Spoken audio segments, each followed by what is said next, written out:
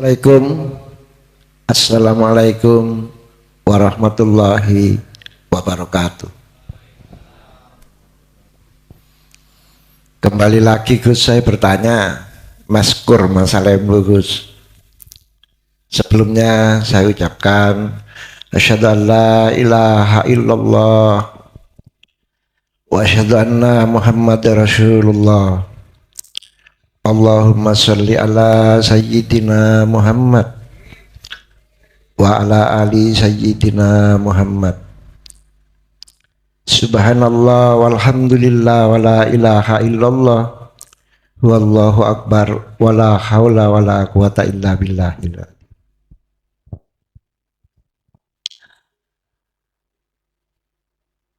Saya ingin bertanya, di dalam yang saya dengar selama ini dari para guru, juga saya melihat dari YouTube, di dalam Islam itu ada syariat,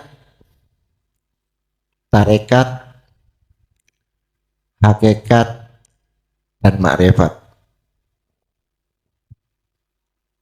Menurut puji-pujian yang saya dengar dari yang beredar dari syairnya Gus Dur, bahwa kalau hanya kita berada di syariat, cuman bisa nulis dongeng lan moco.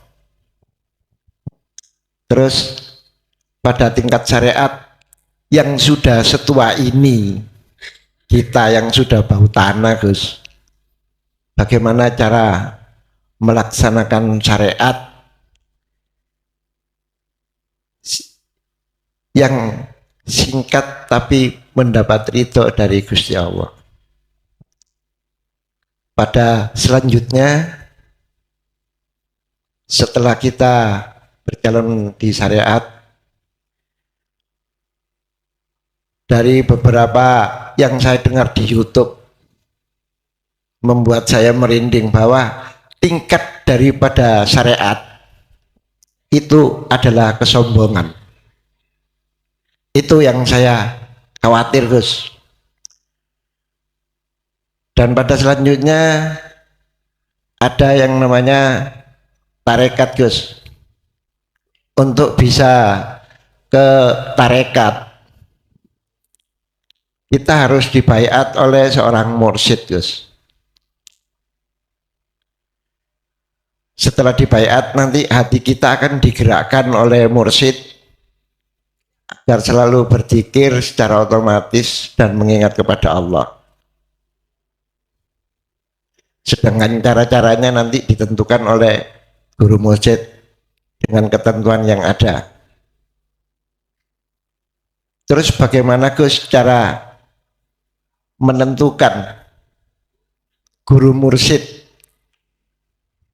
yang original, yang asli, tidak abal-abal dengan yang imitasi? Soalnya zaman sekarang banyak penipuan, jangankan pada yang lain, sedangkan pada mursyid saja kita harus memilih mana yang asli, mana yang tidak. Dari hasil tarekat nanti akan mendapatkan ilmu hakikat. Ilmu hakikat yang seperti apa Gus? Yang seharusnya kita ketahui. Untuk makrifat itu Gusti Allah yang menentukan. Pada pertanyaan yang kedua Gus,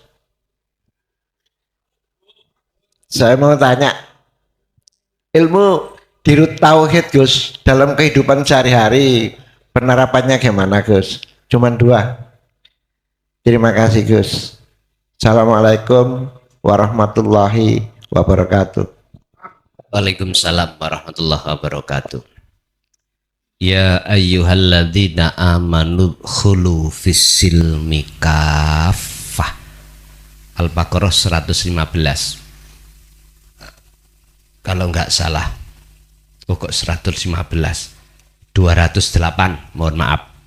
208. Wahai orang-orang yang beriman, udkhulu mlebu sira kabeh fisilmi ing dalam agama Islam kafah hale sampurna keadaan. Nek arek pondok iku endi ana hal mesti wonten sohibul halnya. Ya keadaan hati jenengan. Yang dipanggil di situ amanu. Amanu itu sudah ngelewati muslimun. Kan prosesnya Islam, iman, ihsan. Iman orangnya disebut amanu, Islam orangnya disebut muslimun, ihsan orangnya disebut muhsin. Jadi Islam, iman, ihsan iki status. Loh, wong iman wis Islam kok dikon mlebu Islam maneh lah, lucu. Kalau ayatnya ya ayyuhan nas, maklum. Kalau yang disebut ya ayyuhal muslimun, si rodok pantes, tapi amanu. Udkhulu, wahai orang-orang yang beriman, udkhulu, masuklah kau fisilmi di dalam agama Islam kafah dengan keadaan sempurna. Berarti keadaan hati kita belum iman, Pak. Pada Allah yang sebenarnya belum. Karena masih jasmani. Rohania kita belum sesungguhnya, tapi nggak terasa. Bon. Dari ayat inilah akhirnya bisa kami simpulkan bahwasannya nggak cukup, Pak. Kita di dunia ini hanya ibadah secara fisik saja, akan tetapi harus secara rohaniah juga. Nah, untuk bisa sampai ke sana, makrifat bertemu Allah yang menentukan. Kesempurnaan Islam itu ada 4, sarengat, thariqat, hakikat, dan makrifat. Apa sih syariat itu? Ilmu, sistem untuk mendidik jasmani supaya ibadah jasmani benar. Itu syariat. Ibaratnya tumpaan. Ibaratnya Imam Ghazali mengatakan seperti kapal. Kapal. Tarekot, torikoh adalah jalan. Jenengan kalikula jasmani untuk menyembah Allah, syariate ngelmu, syariate sholat kudu paham. Torikoy jasmani ya kudu paham. Apa torikoy jasmani? Sholat. Sholat niku toriko, Pak. Saya katakan thariqah ini adalah fasilitas yang Allah berikan terhadap kita untuk menyembah Allah. Pertanyaannya adalah, waktu sholat sudahkah bertemu Allah? Ini pertanyaan yang harus dijawab oleh setiap diri manusia. Saya katakan jikalau kita masih duduk di sini, boten saged. Harus menyempurnakan Islamnya, yaitu hakikat. Apa itu hakikat? Tujuan. Kita numpak kapal lewat lautan, tujuannya kemana? Ke Lampung, Sumatera, Kalimantan misalkan. Untuk apa? Di sana saya ada sesuatu yang kucari. ketika saat kapal berlayar, syariat melaku nang torikoh, hakikat itu adalah tujuan. Iki kalau yang benar ya. Tahu tujuannya, apa tujuannya? Bertemu dengan apa yang kita cari. Ke Sumatera tujuanmu apa? Oh, di sana saya mau beli kambing, kulaan kambing. Kalau sudah sampai pada Sumatera dan ketemu kambing, maka inilah nyatanya hakikat, disebut makrifat. Sekarang sholat. Sholat ikut torikoh. Jalan. Kalau hati kita belum bisa menjawab bertemu Allah, berarti tolong pelajari tujuan. Apa tujuan ini? Hakikat. Makanya munculnya dinul haq, penuh dengan pelajaran-pelajaran bagaimana caranya jenengan kali kula niki meluruskan tujuan, yaitu mengesahkan dateng Gusti Allah. Menurut kami, Pak, belajar ilmu hakikat sirul makrifat disebut wajib. Ilmu supaya jenengan tahu bagaimana ketika si Saleh Solo itu yang benar itu bagaimana, tahu karena berilmu. Makanya kados ngaji ngeten iki menurut kula penting. Zaman dulu, Pak, tentang sirul makrifah iki dirahasiakan. Dianggapnya ini sebuah intan yang paling berharga. Memang.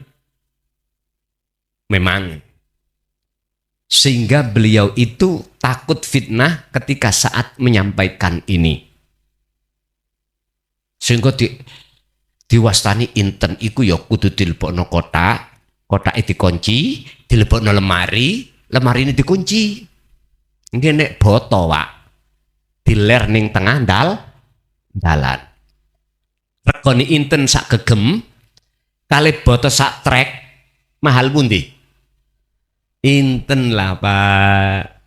Oleh karena kita tidak tahu bagaimana caranya mendapatkan intan, bendino yang golek boto.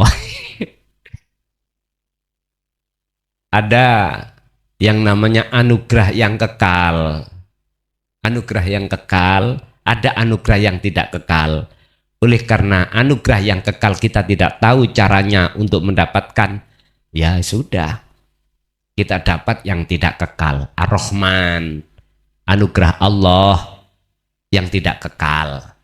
Bojo ya bakal pisah, anak bakal pisah, sugih notok langit bakal pisah, jabatan dadi presiden bakal pisah.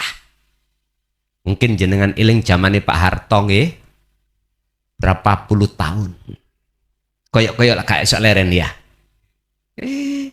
Bisa. Terus kita berbangga diri dengan anugerah yang tidak kekal. Manfaatnya apa?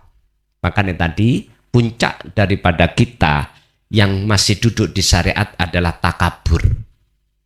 Sombong karena ilmunya, sombong karena pengetahuannya, sombong karena dunianya, sombong. Wis pasti Pak iku gak kena enggak. Karena ini rumus alhaakumut takatsur. Hati jikalau berbangga diri terus dengan dunia, maka menjadikan hati lalai pada Allah. Sampai kapan? Hatta zurtumul, sampai. Ya udah, iki nas Allah dalam Al-Qur'an. Nah, bagaimana kita mencari mursyid yang sejati? Pak nyun sewu, atas pertanyaan ini dengan terpaksa aku jawab. Katanya antara mitasi dengan original. Mursyid sing asli iku mursyid yang langsung diangkat Allah. Ini tidak ada kaitannya dengan nasab. Tidak ada. Amin, golek ning Quran. Ini tidak ada kaitannya dengan apapun. Allah mengatakan nurun ala nurin yahdillahu linurihi mayyasha, man terhadap orang yasa'u kang menghendaki sapa Allah ingman. Siapapun bisa. Tapi mereka yang dikehendaki oleh Allah. Gak ada di dalam Quran satupun ngebabno tentang nasab yang jadi mursyid, gak ada, Pak. Mboten wonten. Bahasanya itu adalah orang yang Allah pilih. Lah, niki kan sifatnya kan nakiroh. Mboten nakiroh itu umum. Siapapun bisa, mana yang Allah pilih. Cuman di situ ada kategori. Man huwa, siapa yang Allah pilih? Yastami'unal qaula fayattabi'una ahsanahu. Az-Zumar 18. Itulah orang-orang yang ketika saat telinganya mendengar seruan Allah yang dilewatkan baginda Rasul, dia beriman. Wa fayattabi'una ahsanahu. Lalu dia melaksanakan. Sebab jari wong Jawa ana wong mlebu kabar mlebu kuping tengen metu kuping iku adalah sami'na wa asoina. Tapi ada satu sami'na wa ata'na. Ketika dengar telinga kiri atau kanan langsung masuk di dalam hati. Siapa yang dimaksud mursyid yang original? Yaiku mursyid sing atine sing niki sing dipilih Allah ya. Mboten sing diangkat menungso lho ya. Mboten. Yaiku mursyid tondo-tondone sing atine wis gak kesensem. Wis ora tersilaukan taksirud dunya. Sing wis gak kesensem atine perkara gebyare dunya. Sebab posisine ruhnya mursyid itu ono akhirat. Sing sapa wonge sudah tahu keindahan alam akhirat, maka keindahan alam dunya itu adalah fana. Artinya fana pun boten indah. Bapak-bapak kalau sudah ketemu bidodari garwa sampean ayu ning dunya nomor 1, sik kalah. Ibarat ngoten niku. Lah jenengan neladani Rasulullah ini supaya ruhaniyah sampean itu bisa masuk wal yaumal akhirah. Kalau sudah masuk ke alam akhirat, maka disitulah indahnya alam dunya tadinya itu langsung saknalika hilang. Laksana malam hari ini srengenge mboten medal. Tapi lampu-lampu ini bersinar. Akhirnya gelapnya hilang toh Pak? Padang, ya. Coba sampai besok jangan dimatikan lampu ini. Siang matahari datang, koyo gak kono sinari ini. Sebab kalah benter ambek sinari matahari. Laksana seperti itu. Iki mu ngomong Pak, iki ngelmu, iki teori. Ya buktikan, ngonek gak cocok, tutuk endasku. Lah wis penak ta? Duduk endasku. Jadi jenengan nek tanya tentang mursyid sing original, mursyid itu apa sih? Sang petunjuk jalan. Mursyid ini wajib makrifat pada Allah. Syaratnya disebut mursyid adalah orang yang menunjukkan jalan dan bertemu Allah. Berarti dia harus sudah terlibat ke makom makrifat. Sudah. Sebab siapapun panjenengan kalau hati ruhaniyah sudah masuk ke alam makrifat pada Allah, taksi apa mata siru dunya, apa pengaruh-pengaruh gebyarin dunya mboten saged bekasi. Niku cara gampangane gak gampang jalu. Urusan dunia. Karena beliau ranahnya sudah tidak membahas masalah itu. Tidak. Wa ma arsalnaka illa mubasysyiran wa nadhiran. Niki lho. Beliau ngejok ini ki. Aku diutus di bumi, tidak diutus di bumi kecuali illa mubasyiron, hanya memberikan hanya memberikan kabar baik berupa hati yang ada rindu kepada Allah. Bagaimana? Ini yang bagi yang beriman, wa nadhiron, untuk memberikan peringatan bagi hati yang tidak percaya. Hanya itu Rasulullah disuruh untuk menyampaikan. Muring-muring kula ngomong ngoten terserah, iku dudu urusaku. Intine kalau jenengan takok mursyid yang original, siji mursyid itu sing ngangkat langsung Allah. Tondo-tondone hatinya tidak kesilauan dengan kebiare dunia. Apakah mursyid itu harus turunannya mursyid? No. Ada kaitannya dengan itu. Apakah mursyid bendaweno iku sarungan, iku wong sunat? Nek sarungan bendino. Ngapunten ingkang kathah ya, muring-muring silakan muring-muring. Saya itu ngeritik tapi bangun. Bukan saya itu geting, mboten. Saya tidak bermaksud ketika menyampaikan tauhid ini ureh-ureh aturan syariat, mboten.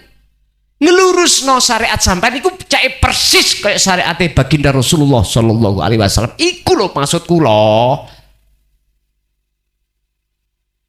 Semua ibadatul mahdoh dan ghairu mahdoh, murni dan tidak murni, bagi Rasul sebagai thariqah niku untuk bertemu Allah. Lho ngoten niki.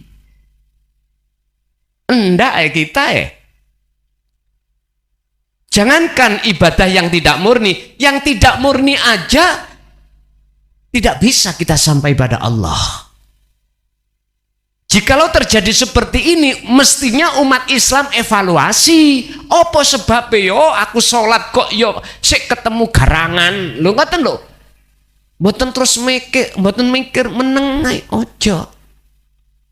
Nggih Pak, nek jaman biyen timbo goleki sumur. Gitu? Nek kepingin timbo oleh banyu marani sumur. Setelah zaman beliau Sayyidina Ali ditebas, Hasan Husain ditebas, gak wani umat orang-orang yang istilah gak wani itu bukan berarti gak berani menyampaikan, memang disembunyikan oleh Allah di mata kaum Khawarij. Ini kekasih-kekasih Allah itu bukannya nggak berani, cuman memang sengaja Allah delikno, ngerti nggak? Sampai terakhir tahun 2014 kemarin. Pun setelah tahun 2014 baru ini diunculno, sehingga di YouTube ya kewatah ngeten ya. Bapak Ibu hadirin rahimakumullah, untuk mencari seseorang yang hatinya sesuai dengan kriteria niki, ampun jenengan iki ketipu dengan casingnya. Casingnya maca kitabe oke. Casingnya ngapunten kang kathah Pak. Macem-macem ampun ketipu. Sebab jero niku nek abang mesti abang, nek putih mesti putih, mboten saged dibujuk. Nek casing iso diganti-ganti, Pak. HP sampean Samsung isine Samsung, isine iso uga casinge sampean gawe sakliyane Samsung. Saged to? Saged. Sepeda motor jenengan iku Yamaha. Mesine jerone sampean gawe liyane Yamaha, saged. Sampean kepingin roh jerone asli ku ya apa? Mlebu telitin mesine apa sih iki? 4 tak apa 2 tak baru sampean ro. Sampean ya kudu ngerti ngelmune pembingkilan. Nek mboten ngerti ilmu pembingkilan nggih mboten saged. Artine belajarlah dulu tentang ilmu tauhid, lalu disitulah awal proses si hamba ini tanda akan dipilih oleh Allah. manakala hamba ini fayattabi'una ahsanahu, melaksanakan tahapan-tahapan apa yang kusebut tadi sampai wa dzakarallaha katsira. Sing luwe pawayah itu, Pak. Ngapunten, kita berbangga diri dengan nasab. Hati ini enggak terasa takabur. Aku iki mbahku iku waline wali. Waline wali. Wes payah nih. Wis gak masuk blas dalam pelajaran tauhid itu mboten masuk blas. Mboten masuk blas. Sebab nek wis masuk di dalam pelajaran tauhid, semuanya harus ditanggalkan jikalau kau ingin sukses. Sing sugih tanggalkan sugihnya, sing merasa di mata masyarakat dihormati masyarakat tanggalkan. Rosoning dodomu klebu orang-orang yang mulia sebab dimuliakan. Sing ana rasa lumangsa mulya iku tanggalkan sebab semuanya itu baju Allah. Gak pantas kita memakai baju nih Gusti Allah. Makanya ada bab yang menjelaskan, tadi malam saya bahas di Kediri ya. Jenengan kudu ngerti lan memahami tentang sifat kumawulo kita sebagai hamba. Harus menetapkan sifat kehambaan kita pada diri hamba dan menetapkan sifat hakikate Allah pada Allah. Mboten asal dicampur. Li ubudiyatika, Anda harus tahu tentang bagaimana si status si hamba. Tadi saya buka, hamba iku makhluk gak duweni sifat wujud. Nek gak duweni sifat wujud, otomatis kudrat, irodat, ilmu, hayat, sama, basor, kalam yang disebut sifat ma'ani ing dodo sampean wis metu ya. Wis gak rumangsa iso ngene, iso ngono, karena semuanya milik Allah. Nggih ngapunten, kita enggak terasa jikalau kita itu masih merampas memakai baju Allah. Itu dolim. Kita enggak merasa karena keterbatasan pengetahuan kita terhadap Allah. Makanya bagaimana hukumnya seseorang untuk belajar ilmu tauhid? Nek menurut kami wajib. Jikalau dia betul-betul menyempurnakan Islamnya. Oke, masih ada? Assalamualaikum warahmatullahi wabarakatuh. Terima kasih atas waktu dan kesempatan yang telah diberikan kepada saya. Yang saya tanyakan ini ada hubungannya dengan firman Allah Subhanahu wa taala. Insyaallah dalam surat Al-Ankabut ayat 45. Bismillahirrahmanirrahim. Innas sholata tanha anil faksya'i wal munkar. Sesungguhnya sholat itu dapat mencegah perkara keji dan munkar. Akan tetapi kebanyakan banyak orang-orang yang sudah melakukan sholat tetapi masih saja melakukan perbuatan maksiat. Sudah rajin sholat, masih suka menjelek-jelekan orang lain, masih saja suka ke tempat-tempat hiburan. Nah, kalau firman Allah tidak mungkin salah ya, maha benar Allah dengan segala firman-Nya. Akan tetapi kita sudah melakukan sholat itu juga sesuai dengan tuntunan fikih ya, cara sujud dalam sholat. Yang saya tanyakan, sholat yang bagaimana yang dapat mencegah perkara keji dan munkar. Sekian, terima kasih. Akhirul kalam, wassalamualaikum warahmatullahi wabarakatuh. Waalaikumsalam warahmatullahi wabarakatuh. Sholat yang bagaimana yang bisa mencegah anil fakhsai wal munkar? Kalau sebelum menjawab, kalau proses dulu apa sih perbuatan fakhsa wal munkar? Ini ada dua pandang. Ada dua sudut pandang melakukan faksa dan mungkar itu. Orang memandang fisik, gitu, fisik maksiat dengan apa yang sudah disampaikan oleh Bapak penanya tadi. Mohon maaf, niki apa yang ku jelaskan sesuai dengan fakta di lapangan.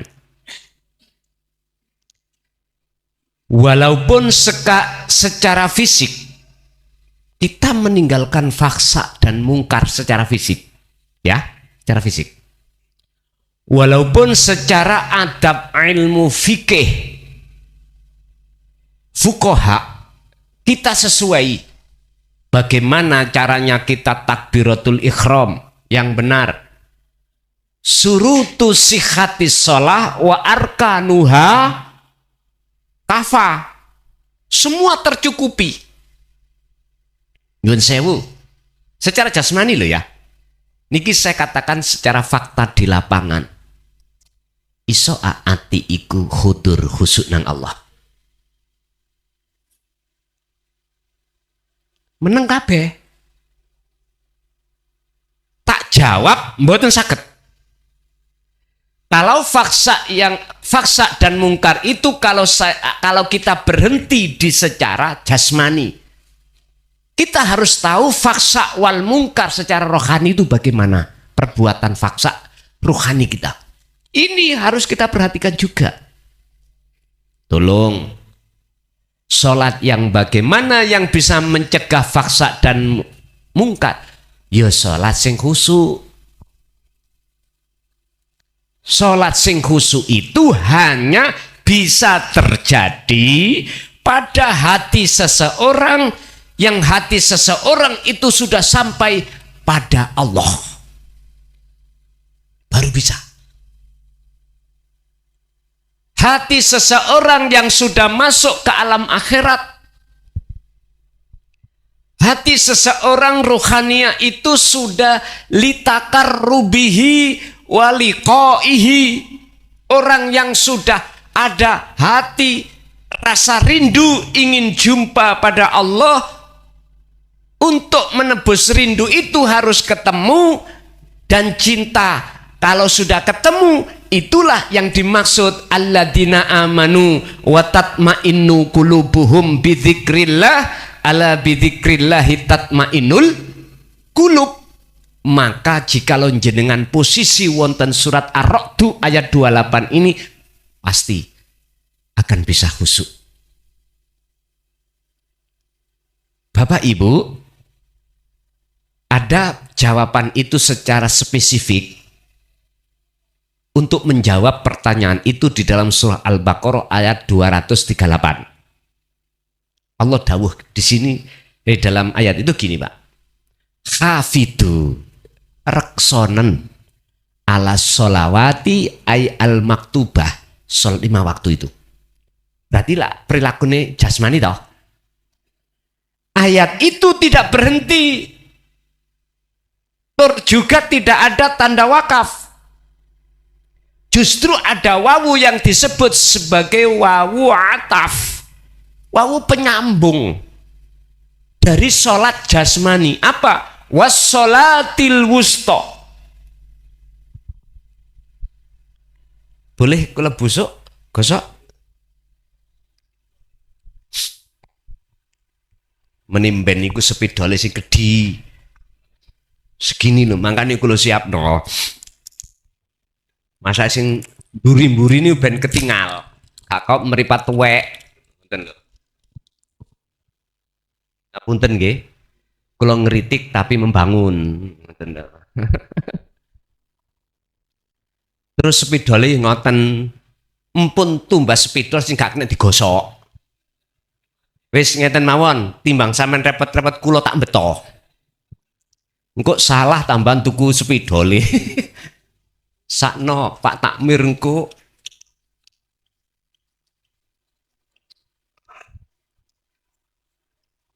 Tenang mawon. Sampean duduk manis pun kula sing gosok, kula sing nulis, wis ta penak-penak jari Basman nek nganut aku. Pun. Surat apa mau? Al-Baqarah ayat 238.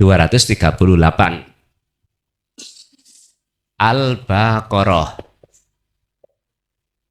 238. Di situ dikatakan ada kalimat as-sholawah. Yang kedua as-sholah. Pun. Niki jamak. Jamak iku ukeh.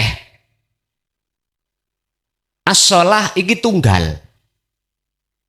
Antara nih as-sholawah dengan as-sholah di sini tidak ada tanda wakaf. Wonten justru wonten wawu. Nek cara arek pondok nggak boleh sampean berhenti. Khafidu ala sholawah boten asal. Harus diteruskan wassolatil wusta. Wusta iku apa sih? Tengah. Tengah iku maksudnya ruh. Jadi ketika jenengan menjaga sholat 5 waktu itu juga harus menjaga sholatnya ruh, hati. Tujuannya kemana wong sholat itu? Wa ma umiru illa liya budullaha, nyembah nang Allah. Illa liya budullaha. Intine si makhluk niki wajib menyembah Allah. Asyhadu alla ilaha illallah. Wajib meripate ati sampean yang disebut ainul basiroh, menyaksikan, melihat, memandang, menyembah hanya pada Allah.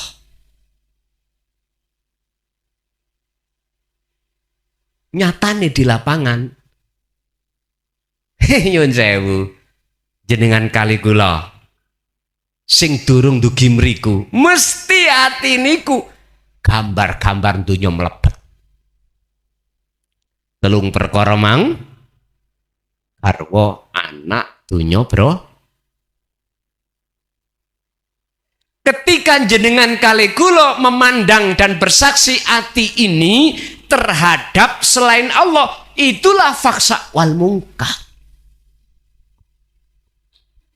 Yes. Ngelmu jero ngeten iki lembut-lembutnya wis kawajem.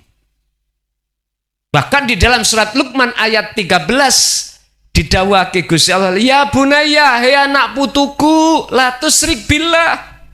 Jangan ada dalam hatimu itu ada gambar makhluk.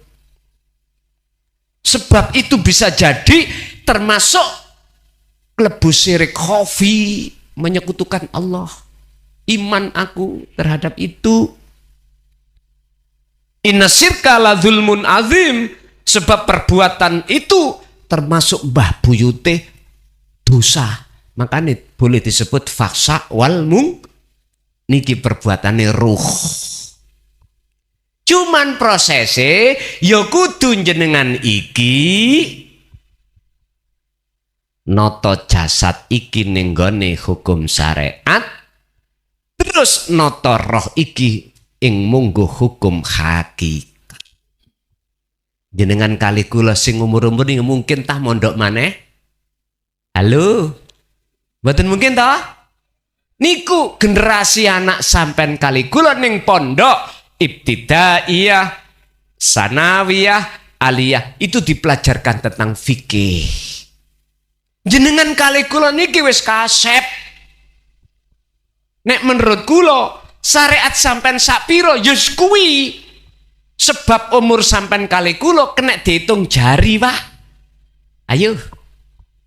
Tinggal berapa tahun kita nggak ada yang tahu.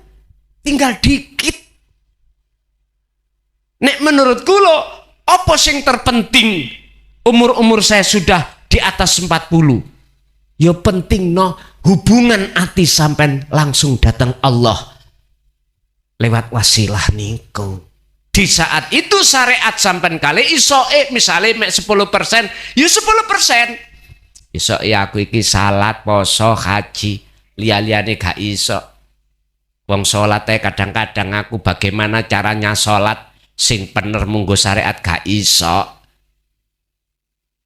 Nyun sewu, wong sujud iku wajib driji sikil iku ngadep kiblat. Sujud niku lho. Niki nek cara ilmu fikih lho nggih. Dadi mboten angsal drijine sikil sampeyan niku mek ngantang ndukur mboten angsal, kudu nekuk. Ilmu fikih lho ya. Ilmu fikih. Lah sampeyan gak ngerti ngono. Sikil ku ngantang, wong gak ngerti diapakno katene. Makanya saya tanya, sampean iki ngapunten ingkang kathah. Lebih penting mana ruhaniah dengan jasmaniah? Monggo kersa. Nek menurut kula nggih. Wis iso sampean niku sak pira tentang sarengat.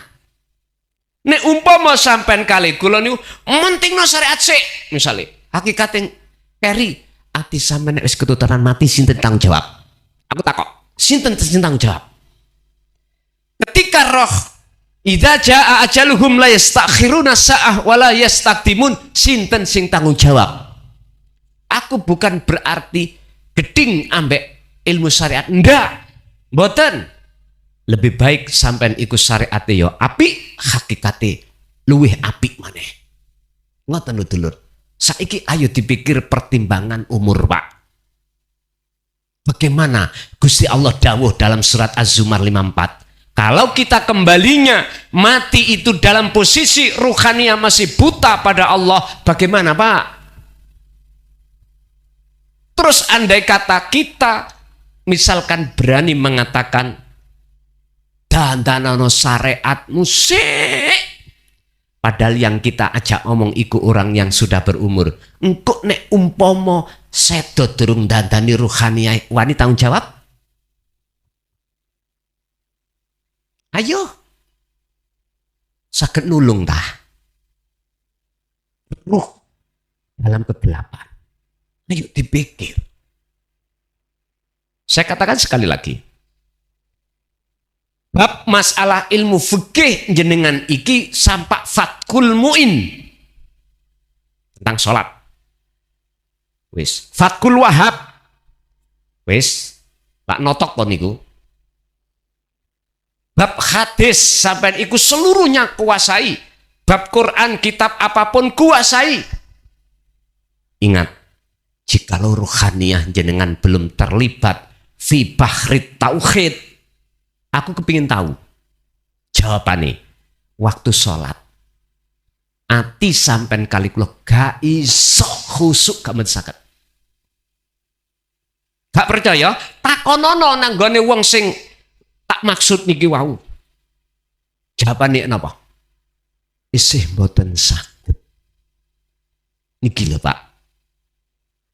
Makanya minimal jenengan kali kula kalau sudah mengenal tentang masalah tauhid, kitab hikam itu dibuka. Itu petunjuk bagaimana di dalamnya itu cara salat yang bisa khusyuk itu ada di situ. Ada beberapa pelajaran-pelajaran yang mendukung atas jawaban ini. Artinya Pak, mohon maaf, disuruh dandani sholat secara syariat, monggo sampeyan dandani, tapi ojo kok lalekno sholati ruhaniah. Sholat secara hakikat nang Allah ini bagaimana? Sebab ayatnya setelah hafidu ala sholawah was sholatil wusta baru wonten tanda wakaf. Setelah itu ada perintah wakumu lillahi qanitin ay khashiin, jalankanlah sholat itu dengan keadaan khusyuk. Artinya menurut kami khusyuk ini wajib. Mana yang berani mengatakan sholat khusyuk itu wajib? Mboten enten. Karena ilmune iku sik ngambang secara jasmani saja. Coba kalau sudah terlibat di dalam ilmu rohani, ilmu tauhid, baru nyandak niki. Kalau sholat iku wajib hukume khusyuk. Tarkibe khusyuk bagaimana toh? Jeneng ketemu Allah. Enak ndi mangan singkong beneran ambek mangan roti ngimpi. Pinter cerdas jawabannya. Enak makan roti bener, artine syariat sampean oke, hakikatnya ya oke. Itulah Rasulullah Sallallahu Alaihi Wasallam. Yes. Kita belajar menteladani beliau itu semampu kita, Pak. Untuk dipadakno Kanjeng Nabi susah. Nggih? Sing penting ayo wa anibu ila rabbikum wa aslimu lahu. Kembali kepada Allah, karena itulah teladani Rasulullah. Sebab Rasulullah juga sudah memberikan satu pengajaran, kul in kuntum tuhibbunallaha fattabi'uni yuhibbukumullah. Surat Ali Imran ayat 31. Jikalau kau ingin menjalin cinta pada Allah, ikuti caraku, ikut Rasulullah. Fattabi'uni yuhibbukumullah. Ikuti aku, ikuti caraku. Itu tadi, liman kana yarjullaha wal yaumal akhira wa dzakarallaha katsiran. Jikalau kau betul-betul mengikuti aku, syarat yang disembunyikan di dalam ayat ini, jawabnya muncul, yuhibbukumullah. Yuhbib bakal ndadekake kekasih kum ing sira kabeh sapa Allahu Gusti Allah. Terus bagaimana selingkuh dosaku Gusti sing puluhan tahun niki gitu. Mumpun khawatir, ayate wonten wa yaghfir lakum dzunubakum. Dzunub jamak ndugi dambun. Nek dambun niku dosa situk, nek dzunub pirang-pirang dosa sing gak kena diitung niki. Dosa sing gak kena diitung. Maksudnya kesalahan jasmani sampai molimo. Terus kesalahan hati kita, faksa wal mungkar, syirik jali dan syirik khafi, semua diampuni Allah. Alhamdulillah. Itulah hati jenengan nanti tidak akan bercinta lagi kepada selain Allah. Kira-kira angel apa gampang? Muga-muga jenengan jawab angel gak dirungokno Gusti Allah. Kita harus berhusnudzon. Kita harus bisa. Gitu loh Pak ya. Itu menurut kami. Wala tai'asu fi roihillah, kata Allah, seberat apapun derajat yang nantinya kau dapatkan, seberat apapun, jangan pernah putus asa. Ngapunten, kula kinten persoalan angel itu bagi kita sing lagi belajar, lagi ngelampai. Tapi kalau sudah terbiasa, mengkilah mesti gampang amen mengki. Nek ati sampean sering gawe dzikir, kula yakin dadi gampang amen iki. Nek gak percaya, nanti sampean nangone Mojokerto padosana kula ucet tonggone sampean tabjur banyu kobokan. Nek pancen gak sesuai dengan apa yang saya katakan, perkara angel dadi gampang. Saya ja'alu ba'da usri yusra. Sesuatu yang gampang asalnya itu memang angel atau sulit. Berhubung terus sampai kali kula ati membiasakan diri untuk berzikir, maka disitulah akan ketemu. Jadi pertanyaan tadi, salat yang bagaimana yang bisa mencegah faksa lan mungkar, itulah salat daim. Itulah salat yang khusyuk. Itulah hati yang selalu klik datang Allah di segala aktivitas. Jikalau hati selalu menyaksikan semua itu Allah, otomatis jasmani iki boten sempat nyolong, boten sempat ngerasani wong, boten sempat hasud, boten sempat macam-macam sing dikatakan faksa wal mungkar, karena hati selalu sibuk zikir eling nang Gusti. Pun yaiku jawabane dulur. Nggih, wonten melih. Assalamualaikum warahmatullahi wabarakatuh. Niki matur nuwun kesempatanipun tanglet niki napa hubungane kali Gusti Allah wonten tenggane langit sapitu singgasana yang jauh dengan Allah yang tidak jauh dari urat nadi kita. Niku mawon matur nuwun.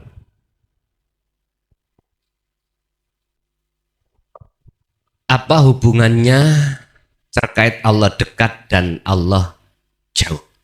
Ngeten Pak. Allah jauh itu bagi hati kita yang belum mengenal atau duweni ati ingin marek lan ketemu Allah. Iku bagi kita jauh. Makanya jangan heran kalau kita omong-omongan sama teman, nek bab masalah takdir opo jarine ndukur. Kayak ngoten nggih? Mesti nduding mendukur. Karena kita hati masih merasa Allah itu jauh. Ya golongan kita yang ada di umum niki Pak. Dan itu proses memangnya, nggak salah. Menurut saya nggak salah, proses. Yang namanya proses belum selesai. Tapi bagi golongan khos, berarti golongan yang sudah hati ini memikirkan untuk kembali kepada Allah, mendekat.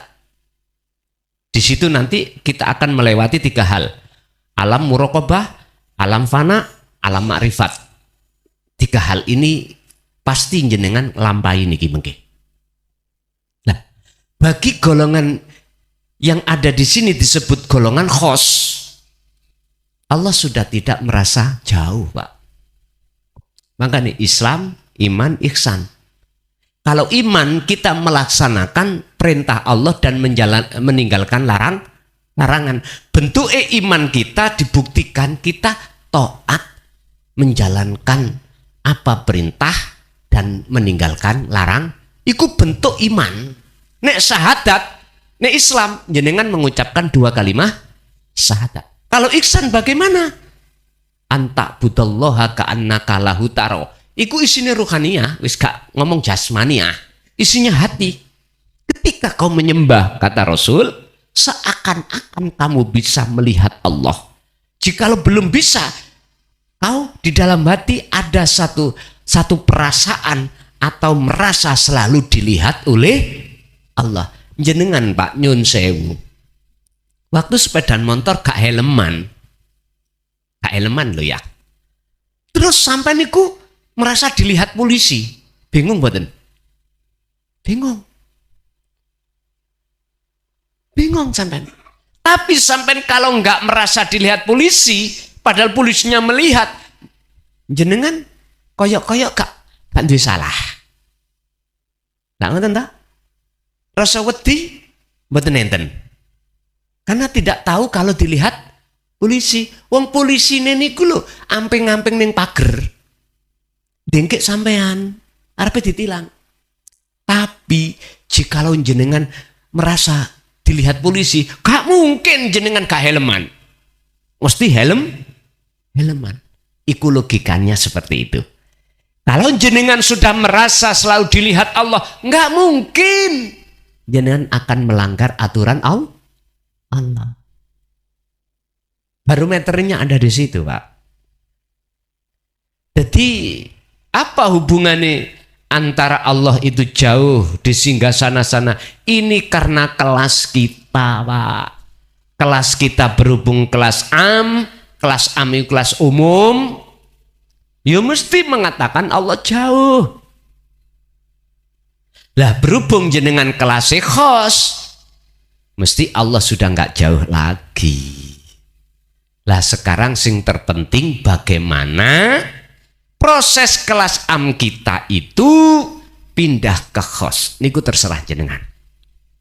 Ingat, Rasulullah tidak pernah memaksakan diri terhadap seseorang yang asalnya am untuk menuju khos. Dipaksa, nggak ada. La ikraha fiddin qad tabayyana rusdu minal ghoi. Tidak ada paksaan, Pak. Untuk menerima ajaran yang membebaskan hati dalam keadaan gelap menuju terang benderang ini, nggak ada paksaan. Mboten enten paksaan, tapi tetap disampaikan oleh Rasulullah. Urusan umat mau pilih yang mana, monggo.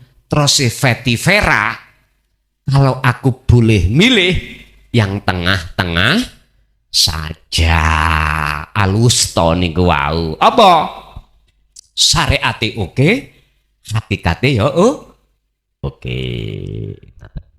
Pun monggo kita tutup dengan doa. Mudah-mudahan segala ilmu apa yang sudah Allah berikan malam hari ini estus menjadi ilmu ingkang manfaat. Lahumul Fatihah.